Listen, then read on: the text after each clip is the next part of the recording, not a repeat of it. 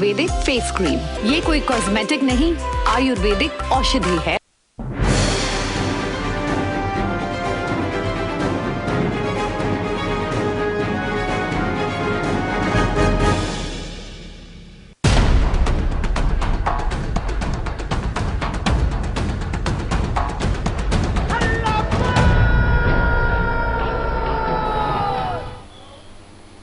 नमस्कार, हमारे खास कार्यक्रम हल्ला बोल में आपका स्वागत है। आपके साथ मैं हूं स्मिता। हल्ला बोल जिसमें हम बात करते हैं रोजमर्रा की कुछ ऐसी खबरों की जो होती तो आम लोगों से जुड़ी, लेकिन शासन और प्रशासन तक पहुंचने से पहले ही दम तोड़ देती है, या फिर उन तमाम आवाजों को कहीं दबा दिया जाता है। ऐसी आम खबरों के लिए हमारा खास कार्यक्रम हल्ला बोल।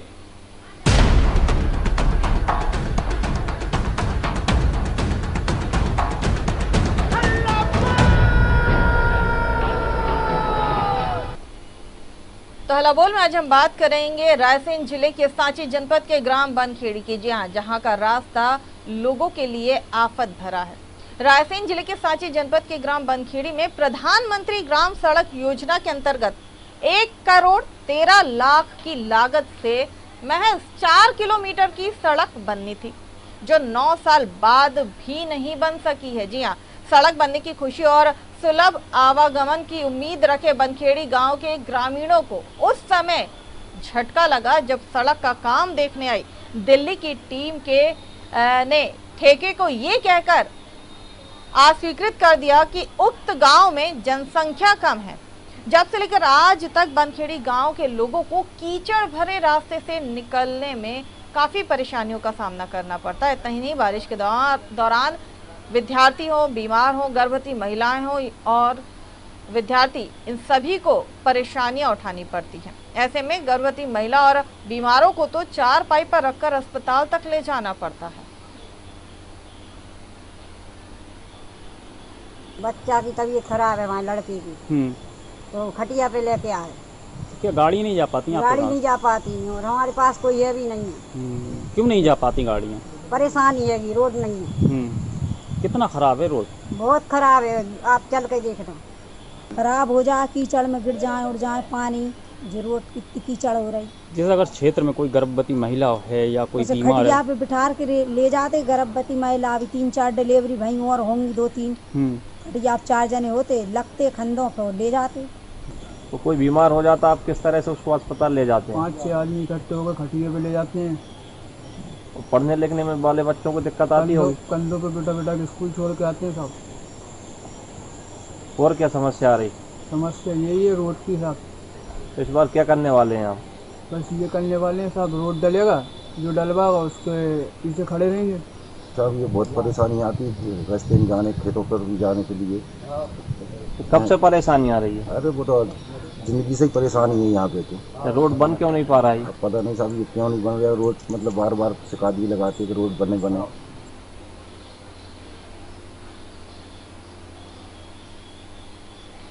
तो प्रधानमंत्री ग्राम सड़क योजना में धांधली की तस्वीरें आज हम आपको दिखा रहे हैं, और ये पूरा मामला रायसेन जिले के सांची जनपद के गांव बनखेड़ी का है, जहां पर महज 4 किलोमीटर की सड़क बननी थी और ये सड़क आज तक नहीं बनी है। प्रधानमंत्री ग्राम सड़क योजना के अंतर्गत ये काम होना था। आपको बताते हैं 1,13,65,000 से इस रोड को बनना था। साल 2012 में इस सड़क की स्वीकृति के साथ भोपाल की एक आर्किटेक्ट कंपनी ने इसका निर्माण कार्य भी शुरू कर दिया था। सड़क निर्माण के कुछ दिन बाद दिल्ली की टीम ने आकर सड़क और गांव दोनों का भौतिक जो स्थिति थी उसका परीक्षण किया, उसे जाना, जनसंख्या को भी वहां की देखा, लेकिन जनसंख्या कम बताकर सड़क को अस्वीकृत कर दिया गया, जिसके बाद आज तक 2012 से 2020 तक इस सड़क का काम नहीं हुआ है, बल्कि इस सड़क का काम 2016 में पूरा होना था।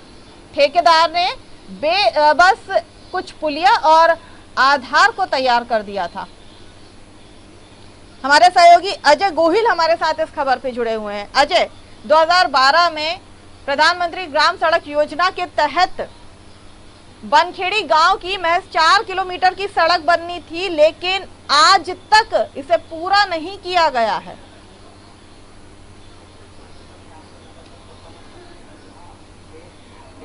की बात करता है पीछे नहीं छोड़ा जाएगा, उसको आगे लाकर उसका उत्थान करना है। मगर जब अगर इसी की दिशा में अगर अपन ये देखते हैं, विकास की बात की जाए तो सांची जनपद का जो ग्राम पंचायत सेमरा का ग्राम बनखेड़ी है, यहाँ के ग्रामीणों का दुर्भाग्य है कि इनको एक सड़क 4 किलोमीटर 4.5 किलोमीटर की एक सड़क मिली थी, मगर इत्तेफाक से 1,13,65,000 की ये सड़क से जिसमें जब ये स्वीकृत हुई थी तो ग्रामीणों के चेहरे पे खुशी की अलग दिखाई दे रही थी। मगर जब एक दिल्ली से कंपनी आई, दिल्ली से जो टीम आई, वो ये इस ठेके को निरस्त कर देती है कि इस गांव में जनसंख्या नहीं है जिस हिसाब से इसमें इतनी महंगी लागत से बनने वाली सड़क है, इसलिए इसको अस्वीकृत किया जाता है। उसके बाद तो ग्रामीणों की जिंदगी में मानो अंधेरा सा छा गया और आज 8 साल बाद ग्रामवासी उस सड़क के लिए मोहताज हैं, जिस सड़क पर आज सड़क की तो छोड़िए, कीचड़ में उनके घुटने घुटने तक पैर डूब जाते हैं। अगर ऐसी स्थिति में कोई ग्रामीण अगर बीमार होता है, कोई बुजुर्ग अगर बीमार होता है या किसी की मौत हो जाती है तो उसको शमशान घाट तक या अस्पताल तक लाने में 4 पाई का प्रयोग करना पड़ता है। और ऐसे में अगर अस्पताल लाने के लिए तो उनको करीबन 6 किलोमीटर 4 किलोमीटर दूर पैदल चलना पड़ता है, जिसमें कि 4 लोग 4 पाई पर नहीं उठा पाते एक व्यक्ति को, तो कम से कम उसमें 15-16 लोग बदल बदल के कांधा देके अस्पताल लेके आते हैं। ऐसी स्थिति से ग्रामवासी जूझ रहे हैं और यहाँ पर सरकारें आई चली गई, जनप्रतिनिधि आए और चले गए, और कितने आएंगे कितने भी चले जाएंगे, मगर शायद इन ग्रामवासियों का दुर्भाग्य है कि इनको शायद सड़क नसीब किसी भी जनप्रतिनिधि ने इनके लिए सड़क बनाने की मुहिम को अजय एक सवाल है मेरा एक सवाल है। दिल्ली की टीम जब यहाँ पर आई थी उसने इस पूरी जगह का भौतिक सत्यापन किया था, यहाँ की भौतिक स्थिति को देखा था, जनसंख्या को देखा था। जब इस सड़क के बारे में बात की गई थी, जब इसके बारे में जानकारी दी गई थी, प्लानिंग की गई थी और स्वीकृत किया गया था, सबसे बड़ी बात यह है कि जब इस सड़क के लिए स्वीकृति दी गई थी तब किसी तरह की कोई गाइडलाइन यहाँ पर थी कि इतनी जनसंख्या का क्षेत्र होगा तभी प्रधानमंत्री ग्राम सड़क योजना का लाभ इस गांव को मिल सकता है? बिल्कुल, बहुत अच्छी बात आपने कही है। अगर यही ग्रामीणों को आप पहले बता देते या पहले टीम आके इसका निरीक्षण कर जाती तो शायद उस समय ये कोई गाइडलाइन ऐसी नहीं होगी जिससे ये तय हो पाएगा कि यहाँ पर सड़क जब बनेगी, जब इतने ग्रामीण यहाँ पर निवासी करते होंगे या गांव में इतनी जनसंख्या होना चाहिए। मगर ये भी एक गलत है कि चलिए मान लीजिए मैं उस गांव में 400 की जनसंख्या है तो 400 की जनसंख्या कोई मायने नहीं रखाती, या 200 की जनसंख्या है तो मायने नहीं रखाती। क्या वो इंसान नहीं है? क्या उनको सड़क मिलने का? अब मैं आपको ये बताना चाहूंगा, मध्य प्रदेश में करोड़ों रुपए के भ्रष्टाचार होते हैं और अधिकारियों के ऊपर कार्रवाई होती है और पकड़े जाते हैं, कार्रवाई भी होती है। 1,13,65,000 की एक सड़क अगर बन जाती तो शायद मैं समझता हूँ कि ग्रामीणों को जो खुशी मिलती, जो उनको जो परेशानी हो रही है इसमें था, वो नहीं होती। वहीं मैं एक बात और कहना चाहूंगा कि जब अगर आपने स्वीकृत किया था, उसका काम शुरू हो गया था, उसमें साइड भराने की शुरू हो गई थी, पुलियों के बेस भराने लगा था, पुलिया जो निर्माण होना था, तो जब इतना हो गया था तो मेरे ख्याल से मैं समझता हूँ कि इन ग्रामीणों को इस सड़क का सौगात मिलना चाहिए थी, क्योंकि ग्रामीण भी इंसान है। जहां प्रधानमंत्री नरेंद्र मोदी कहते हैं एक एक व्यक्ति को अपन को आगे लाना है, किसी को पीछे नहीं छोड़ना है, तो फिर यही बात प्रधानमंत्री ग्रामीण सड़क योजना में भी लागू होती है कि हर व्यक्ति को उसको मौलिक अधिकार है कि सड़क, बिजली, पानी, ये उसके मौलिक अधिकार है, तो उसको ये मिलना चाहिए था। जो ग्रामीण है वो हमारे साथ जुड़े हुए हैं, राधे सिंह, उनसे हम जरा बात करते हैं और उन्हीं से जानते हैं कि उन्हें किस तरह की तकलीफों का सामना करना पड़ रहा है। राधे जी, बहुत बहुत स्वागत है आपका न्यूज वर्ल्ड में। जी मैम। राधे जी, आपके बनखेड़ी की आज हम बात कर रहे हैं, जहां पर 4 किलोमीटर की सड़क बननी थी। 2012 में इसका काम भी स्वीकृत हुई थी, 2016 तक इसे पूरा बन जाना था, लेकिन आज 2020 है, आज तक आप लोगों को इस सड़क की सौगात नहीं मिल पाई है, क्यों? मैम, जब भी चुनाव आते हैं बताया जाता है कि चुनाव हो जाएगा, पैसा सैंक्शन होने के बावजूद वापस पैसा भेजा जाता है और हमारे दादा, बाप दादा सारे लोग का स्वर्गवास हो चुका है इसी कीचड़ के अंदर रहते हुए, और अभी तक कोई भी इसका सोल्यूशन नहीं निकला है। मरीजों को पलंग पे लेके आना पड़ता है, एम्बुलेंस वगैरह जा नहीं पाती है।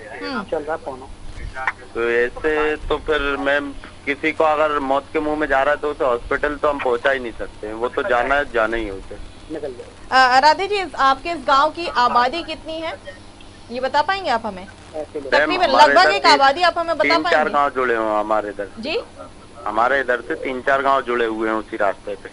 तो एक अंदाजा होता है, एक लगभग होता है कि इतनी जनसंख्या इस गांव में हो सकती है, कुछ बता पाएंगे?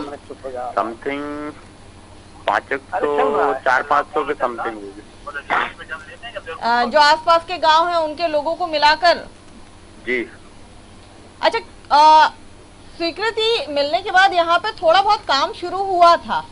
भोपाल की एक आर्किटेक्चर कंपनी थी जिसने बेस पर काम करना शुरू कर दिया था, भरावन शुरू हो गया था, पुलिया को किसी तरह का कोई काम नहीं हुआ था। जी, सिर्फ मुरम डाला था समथिंग आज से 8-1 साल पहले, इसके अलावा कोई भी काम नहीं हुआ, जो कि मुरम अब बारिश के कारण फिर से रास्ता वहीं के वहीं है। तो फिर आप लोग आते जाते कैसे हैं?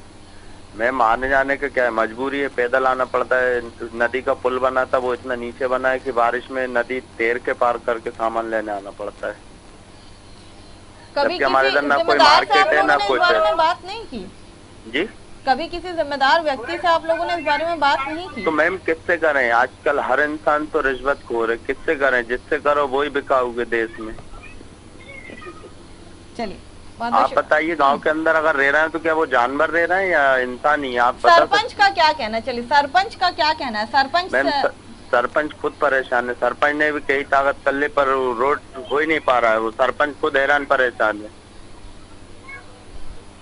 चलिए बहुत बहुत शुक्रिया राधे जी हमारे साथ जुड़ने के लिए और जानकारी साझा करने के लिए बहुत बहुत शुक्रिया। अजय, जिस गांव में सरपंच खुद परेशान हो, अब उस गांव की अगर स्थिति को हम और करीब से जानना चाहें तो वाकई समझा जा सकता है कि आखिर यहाँ पर स्थितियां कैसी होंगी। आपने तो खैर जाकर वहां पर तमाम चीजों को देखा है, लेकिन सवाल ये भी उठता है कि सरपंच के बाद उच्च अधिकारी भी होते हैं, नायब तहसीलदार भी होते हैं, तहसीलदार भी होते हैं और विधायक महोदय भी होते हैं, लेकिन वादे किए जाते हैं, पूरा नहीं किया जाता। मैं 4 किलोमीटर की सड़क नहीं बन पाई, हैरत की बात है। पैसा सैंक्शन होता है, काम शुरू होता है और उसके बाद मना कर दिया जाता है, सिर्फ ये कहकर कि जनसंख्या कम है।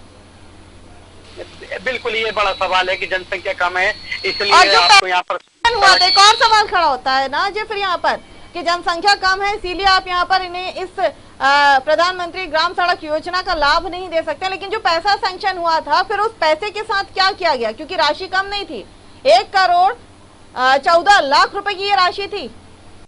बिल्कुल, इसमें तो 1,13,65,000 रुपए की ये राशि थी जिससे ये सड़क बनना थी। मगर यहाँ पर सवाल सिर्फ बड़ा ये खड़ा होता है, ये सवाल बहुत बड़ा पैदा होता है कि क्या अगर 400 की आबादी वाले 4 गांव हैं तो क्या वो मौलिक अधिकार का हक नहीं रखते हैं? ये बड़ा यहाँ पर सवाल है। दूसरी बात मैं ये कहना चाहूंगा कि अगर 400 की आबादी वाले इस गांव में, बनखेड़ी में, आगे और भी गांव लगे हुए हैं, अगर यहाँ पर डिलीवरी कोई महिला, गर्भवती महिला को बरसात के दिनों में डिलीवरी के लिए बहुत दिक्कत होती है, अगर उस महिला को चारपाई पर रख के लाते हैं, कभी कभी ऐसा हुआ है जब हम खबर बनाने गए थे उससे महज 3 दिन पहले की ये घटना है कि महिला की डिलीवरी चारपाई के ऊपर ही हो गई थी जब उसको अस्पताल लाया जा रहा था। तो आप ये समझ सकते हैं कि महिला ने कितना कष्ट उस चारपाई के ऊपर भोगा है, क्योंकि जननी एक्सप्रेस की गाड़ी भी उस गांव तक नहीं जा पाती है। वहीं आपने एक बात और कही कि 1,13,65,000 की राशि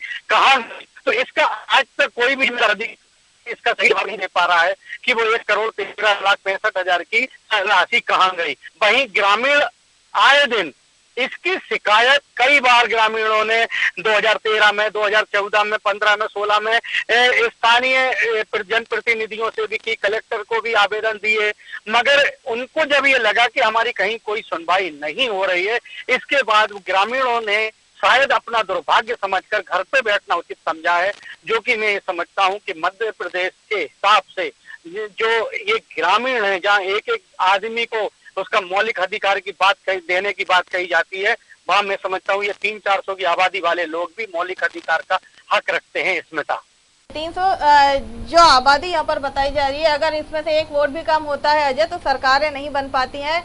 जो पार्षद होते हैं, जो सरपंच होते हैं या जो विधायक होते हैं, वो क्षेत्र से जीत नहीं पाते हैं। 1-1 वोट की कीमत होती है और जब उस वोट की कीमत चुकाने की बात आती है, जब किए हुए वादों को पूरा करने की बात आती है, तो प्रस्ताव रखे जाते हैं, काम शुरू किया जाता है और एकाएक आकर उसे मना कर दिया जाता है। पहले उम्मीद बांधिए और उसके बाद फिर उस उम्मीद को तोड़ दीजिए। बिल्कुल, इसमें तो एक वोट की अगर बात की जाती है तो एक वोट का मूल्य भारतीय जनता पार्टी केंद्र सरकार में बहुत अच्छे से जानती है, क्योंकि अटल बिहारी वाजपेयी जी की एक वोट से सरकार गिरी थी, तो उस समय उस वोट की कीमत क्या थी, उस समय की सरकार चलाने वाले अटल बिहारी वाजपेयी जी भी समझ सकते हैं। वहीं अगर ये 300-400 वोटों की अगर बात कर ली जाए तो यहाँ पर जनप्रतिनिधि जो भी रहे हैं, जब से देश आजाद हुआ, जब से लेकर आज तक इस क्षेत्र का दुर्भाग्य रहा है कि इनको किसी भी जनप्रतिनिधि ने इस तरफ ज्यादा ध्यान देने की कोशिश नहीं की। लगता है जो भी कारण जो भी रहा हो कि क्यों इनको सड़क नहीं मिली, मगर मैं समझता हूँ एक एक वोट की कीमत अगर आप समझते हैं, जनप्रतिनिधि चुनाव लड़ते हैं तो कहीं ना कहीं पूरी व्यवस्थाओं को मैनेज करके देखते हैं, तो इनको भी ये व्यवस्थाओं को मिलना चाहिए था, जिससे कि जो स्थानीय यहाँ पर ग्रामीण है उनको भी सड़क नसीब हो पाती, तो शायद ये इनके लिए बहुत अच्छा रहता। मगर स्मिता, इनको सड़क आज तक नसीब नहीं हुई है और आज भी ये ग्रामीण सड़क के लिए जद्दोजहद कर रहे हैं। बहुत बहुत शुक्रिया आज हमारे साथ जुड़ने के लिए। हालांकि जिम्मेदार लोगों से हम बात करने की कोशिश कर रहे थे, लेकिन किसी ने भी हमारा फोन नहीं उठाया है। इस बात से अंदाजा लगा सकते हैं कि आखिर जिम्मेदार अपनी जिम्मेदारियों को लेकर कितना सजग है, कितना जागरूक है। बहुत बहुत शुक्रिया आज हमारे साथ इस खबर को दिखाने के लिए और तमाम जानकारी साझा करने के लिए बहुत बहुत शुक्रिया।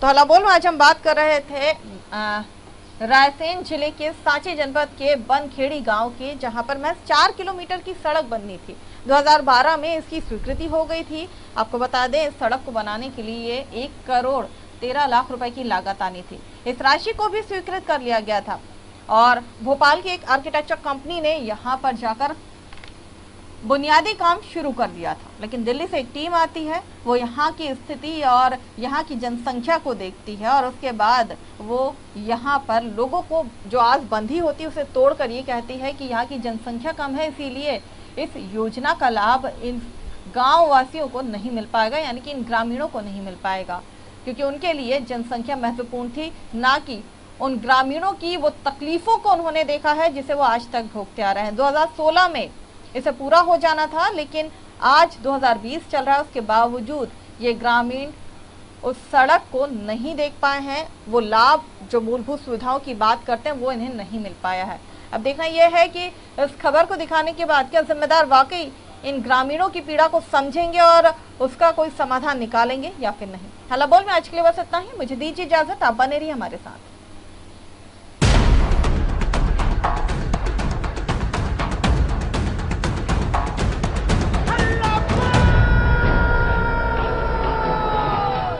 इस कार्यक्रम